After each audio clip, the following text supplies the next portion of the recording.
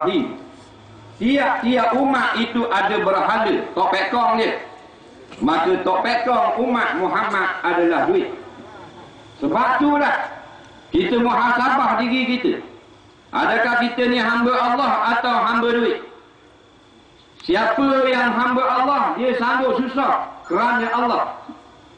Hamba duit ni, dia sanggup susah kerana duit. Jadi kita sanggup susah kerana Allah atau kerana duit?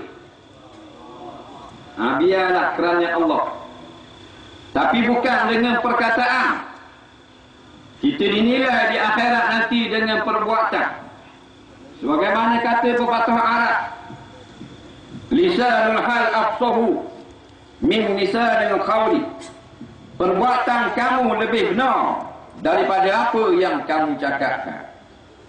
Kalau kita tanya orang, segala jenis manusia semua nak masuk syurga. Tok Imam memang nak masuk syurga dah. Tok Bilal aku memang nak masuk syurga.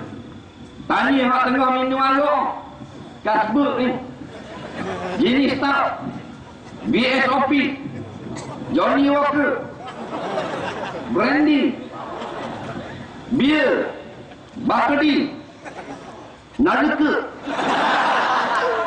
Kalau kita tanya, Bob, ni minum arak ni, dah bila-bila nak masuk neraka, nak masuk syurga. Masuk syurga, Bob. Dalam pegang gelas arak, nak masuk syurga. Tanya brother awak tengah cek ni, morphine lengan, morphine number 5. Dia tengah cocok, cengak. Nak masuk syurga, nak masuk neraka, dia jawab nak masuk syurga. Tetapi masuk bukan dengan perkataan, dengan perbuatan. Kita ikut apa yang Nabi tinggal, kita pegang apa yang Nabi tinggal, dua perkara, itulah ahli syurga. Walaupun kita tak tulis di baju kita, Persatuan Ahli Syurga Parit Raja, tetap akan ke syurga, kerana syurga adalah orang-orang yang tidak sesat. Siapa yang sesat tidak dapat syurga. Sekarang ni orang duk tuduh-tuduh, mu kata aku sesat. Ni jawab, mu orang sesat. Ni kata mu sesat. Dah, aku dah sesat, mu pula sesat. Senang saja, tak payah balok. Nabi kata, taraktu fikum amrain.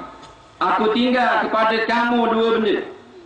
Yang lan tadillu, kamu tidak akan sesat. Ma tamassaktum bihima, selama mana kamu ikut kedua benda ni. Kitab Allah wa sunnatan Nabi au kama qala. Quran dengan hadis. Siapa ikut Quran hadis, tak sesat.